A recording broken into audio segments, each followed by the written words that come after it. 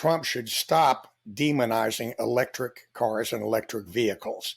I simply do not understand why people think it's good for America for us to, and we're still importing millions of barrels of oil a day, why they think it's good for us to be using a fuel that the more we use, and 60% of the oil we either produce or import goes to gasoline.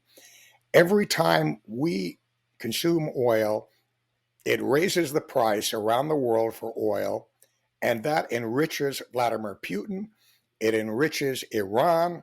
It enriches rogue members of the House of Saud in the Middle East and Saudi Arabia that fund terrorists. And of course, Iran is a number one state sponsor of terror in the world. It gives more money to the still illegitimate regime in Venezuela and props them up. I don't understand why people think that's a good idea. Yes, we need more charging stations for electric vehicles. Yes, the range needs to be improved. Well, take a look at the vehicles that are coming out. They're 350, 400, even 500 miles of range. Finally, and inexcusably belatedly, this build out of charger stations that is funded partly by the federal government under Biden's infrastructure bill is finally getting underway. We're going to have a lot more charging stations.